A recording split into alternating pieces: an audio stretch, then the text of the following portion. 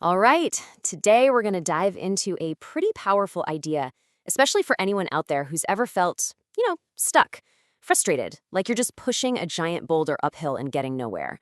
We're going to explore a totally different way to move through life, one that's all about adaptability, not brute force. And it all kicks off with a feeling that is, well, super common and superhuman. Yeah, that question right there, ever feel stuck? It sounds so simple, right? But the feeling itself is anything but. It's that classic spinning your wheels sensation. You're putting in the effort, you're burning all this fuel, but you're just not getting anywhere new. It's exhausting. And here's the thing, this stuck feeling, it doesn't always show up like some huge dramatic crisis. A lot of the time, it's way quieter. It's that daily routine that used to feel comfortable, but now it just feels tight, constricting. Or maybe it's that job that just drains you, taking way more energy than it ever gives back. It's that moment you catch yourself falling into the same old unhealthy patterns again. Or just constantly reacting to things on autopilot instead of actually consciously responding. So this state of being stuck, it actually has a name. The source material for this whole explainer calls it the rigidity trap. And that's exactly what it is, a trap. A place where our own fixed ways of thinking and acting literally become the walls that box us in. And being in that trap, well, it comes with a pretty heavy emotional price tag. It's not usually loud or dramatic. It's more like this constant low-grade tension just humming in the background of your life. A feeling that you're always pushing back, always resisting the natural flow of things. And right under the surface, there's just this quiet, nagging frustration that never seems to go away. So what's our first instinct when we feel that, right? We try to just muscle through it, just gotta push harder. But what if that is the exact opposite of what we should be doing? Let's dig in why our best efforts so often seem to blow up in our faces. Okay, this is where it gets really interesting because it's a total paradox. On the one hand, you have what we try to do. Our standard playbook. Push harder, be more disciplined, find some success formula, and copy it. It all sounds right, it feels productive. But then you look at the actual result. We end up with more rigidity, not less. We get more tension. And here's the real kicker, we get less clarity. The harder we force it, the foggier the path ahead becomes. It makes no sense, right? So, if being rigid is clearly the problem, why is it so terrifying to let go? I mean, why do we cling so tightly to the very things that are holding us back? Well, it turns out our brains have this funny little feature. They're wired to fear the complete unknown even more than they dislike being in a situation that's just uncomfortable. Think about it. Letting go of that 5-year plan feels like you're losing control, right? Letting go of these roles we play, the good employee, the responsible parent, whatever it is, it can feel like we're losing our entire identity. We're terrified of disappointing other people's expectations, and maybe even our own. Because at the end of the day, having a clear form, a defined path, it just feels safe. It gives us a sense of security, even if that path is making us totally miserable. And this brings us to a really crucial point. If you feel stuck, listen to this. The problem is almost certainly not that you're lazy or that you aren't trying hard enough. No. The real struggle is an attachment to a fixed idea of how things are supposed to be.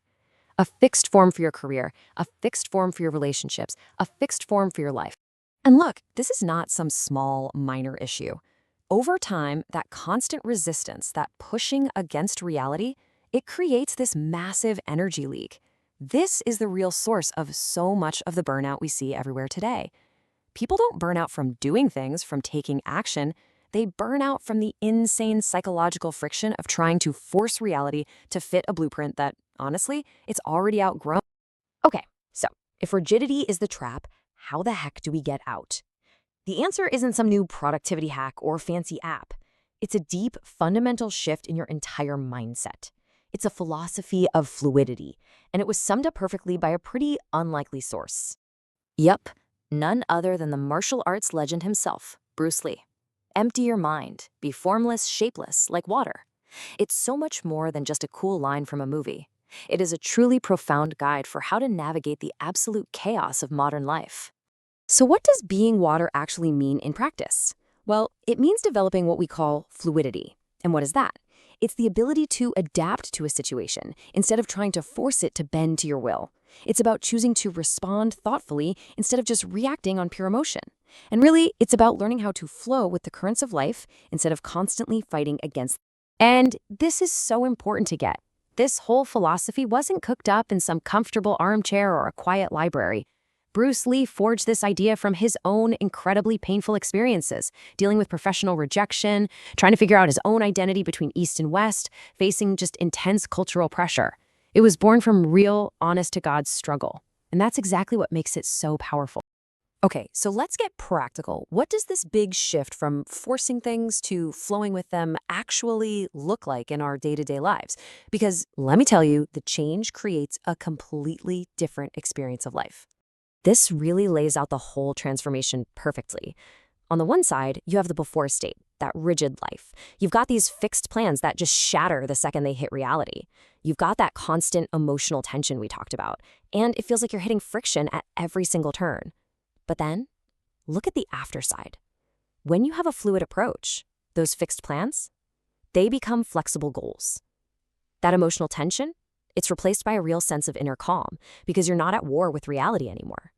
And all that friction gives way to responsiveness.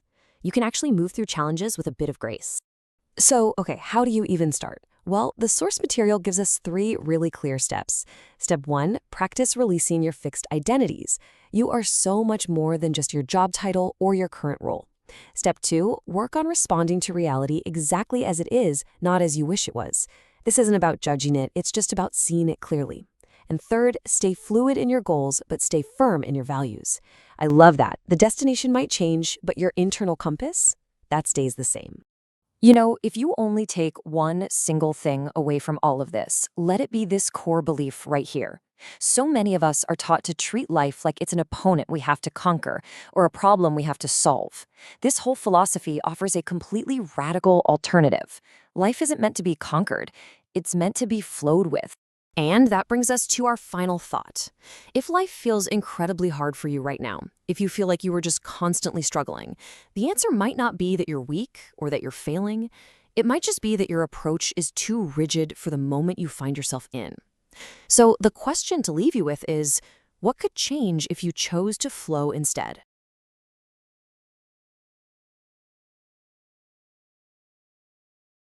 All right, so today let's get into a really powerful, maybe a little bit of a counterintuitive idea. We always think the secret to growth is learning more, right? But what if it's actually about unlearning? It's this whole concept of emptying your cup overflowing. We walk around carrying all these fixed assumptions about who we are, about how things are supposed to work, about what success even looks like. And these aren't just little thoughts. They become these rigid structures that filter everything we see and do. And what happens when you have all this mental clutter? Well, it leads to overthinking every single decision, because all your old assumptions are constantly bumping up against reality. You get super defensive anytime those rigid beliefs get challenged. And in the end, you just stagnate. There's literally no room for new ideas to take root and actually grow. So when we feel stuck like that, what's our first reaction in this day and age? We just double down. We think, oh, I must not know enough yet, and we start trying to stack more on top. More books, more advice, more frameworks, piling it all onto what's already a really shaky foundation. But here's the fundamental flaw in that logic. Think about it. Adding more water to a cup that's already full of stale coffee doesn't give you clean water, right? It just creates a bigger, murkier mess. Pouring more information into a cluttered mind doesn't bring clarity, it just adds to the confusion and the noise. And this is the absolute key. You simply cannot receive new insight with a full cup. It's like a law of personal growth. Before you can have that breakthrough idea, that aha moment, you've got to make space for it first. Now, why don't we do this more often? Because, let's be honest, emptying the cup is deeply uncomfortable. It feels like you're admitting you were wrong all this time. It means letting go of that cozy feeling of certainty and facing the vulnerability of being a beginner all over again. And that can really feel like you're taking a step backward. You know, take someone like Bruce Lee. The guy's an icon of mastery, right? But his path wasn't about collecting every single martial arts tradition out there. His real genius was in questioning those traditions, rejecting the rigid dogma, and only keeping what was truly essential. His whole philosophy was to be like water, totally fluid and adaptable. For him, growth required constant unlearning. So let's just put a clear definition on this. Unlearning isn't about forgetting everything or becoming ignorant. No way. It's an active, essential process.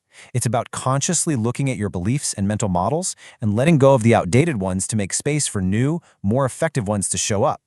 The reason this powerful idea isn't talked about more is actually pretty simple. Ego. Our egos love to collect things, accomplishments, facts, and especially beliefs. The ego sees letting go not as a strategy for growth, but as surrender, as a loss. But you know what? Holding on that tightly is what leads to arrogance and a really shallow understanding of the world. I mean, just look at the transformation here.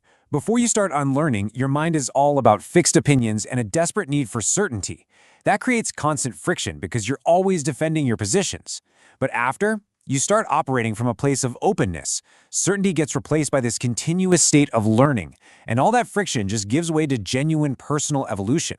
So how do we actually do this? How do we get to that open-minded state? It really starts with these simple but profound shifts. You have to actively stay curious, even about stuff you think you already know. You got to listen more than you speak. Be willing to actually adapt your beliefs when you see new evidence. And maybe most importantly, treat knowledge as something that's fluid and always evolving, not something that's rigid and fixed in stone. And it's so important to realize this isn't some new age trend. This is ancient wisdom we're talking about. Philosophies from Zen to Taoism, and even a lot of martial arts, are all built on this exact same principle. You must empty first. Only then can you truly receive anything new. So what does this look like in practice? Well, you can think of it as a three-step process. First, start actively questioning your core assumptions. Just ask yourself, is this really true or is it just something I accepted a long time ago? Second, try to identify and drop what I call borrowed beliefs.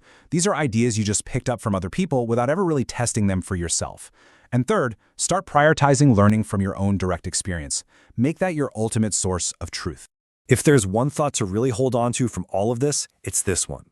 Wisdom begins when certainty ends. See, true wisdom isn't about having all the answers.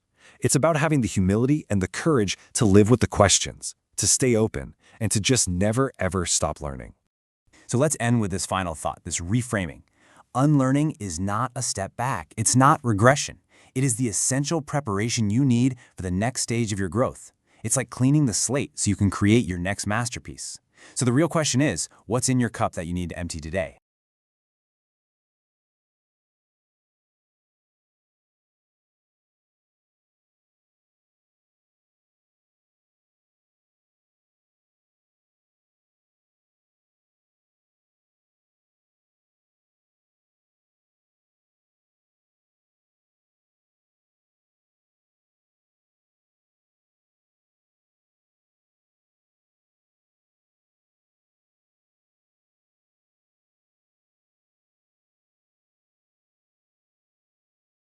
All right, let's dive into something that's, frankly, a game changer. We're going to talk about a huge shift in how we approach, well, everything.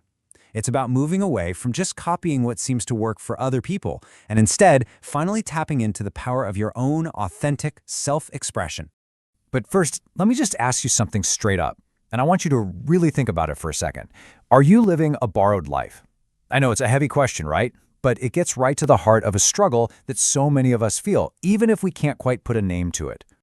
So what does this borrowed life actually look like? Well, over on one side, it's chasing goals you think you're supposed to want. It's aiming for a version of success that someone else defined for you. You might even find yourself putting on a personality that feels kind of like a costume. But then, look at the other side, the authentic life, where the goals are your goals, success is on your terms, and your personality is just you. And let me tell you, living in that borrowed column comes with a pretty steep price. It leaves you with this hollow feeling of emptiness, because none of the wins feel like they're truly yours. You get stuck on this treadmill of constantly comparing yourself to everyone else, which leads to this deep, quiet dissatisfaction that just lingers in the background no matter what you achieve. So what's our natural reaction when we feel that way? Our first instinct is to try to fix it by fitting in even harder, right? We think, okay, if I can just crack the code, if I can find the right formula, then this empty feeling will go away. Sound familiar? And this leads us straight into what you could call the failed formula. Step 1, try to fit in. Do what everyone else is doing. Step 2, optimize. jump on all the latest trends looking for that magic shortcut. In step 3, just follow the formula. We find someone else's roadmap and hope it'll lead us to our destination. We've all done it.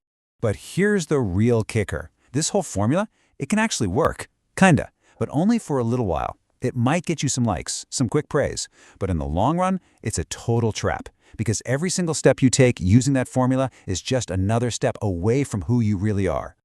And this is where we get to the hard truth of it all. Choosing the other path, the path of authenticity, is, let's be honest, pretty scary. It means you're choosing the fear of standing out over the constant dull ache of not really feeling like yourself. It means you have to risk failure and rejection to embrace what actually makes you you.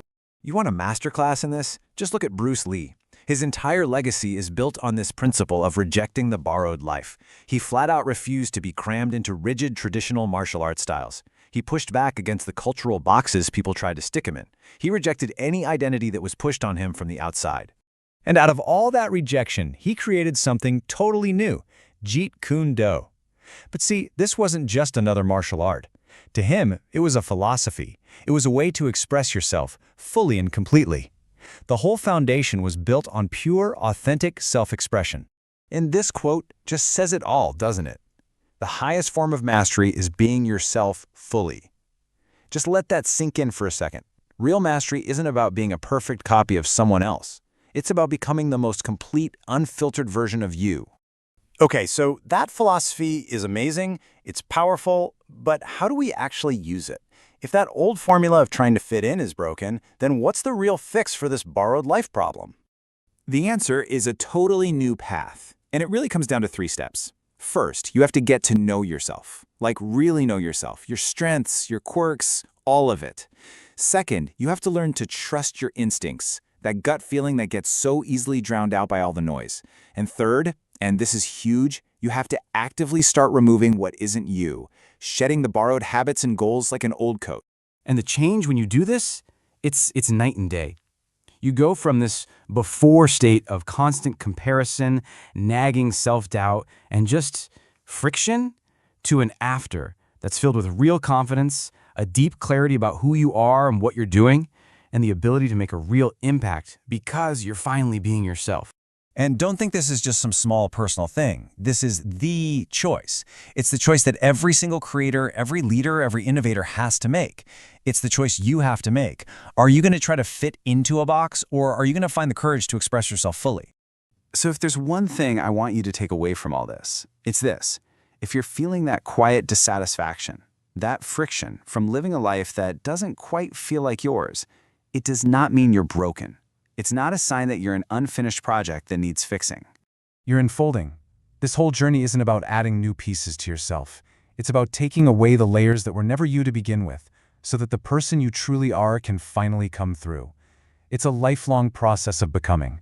So the only real question left is, what layer are you going to shed first? I hope you found this video enjoyable and informative. If you did, don't forget to subscribe to my channel for more amazing content just like this.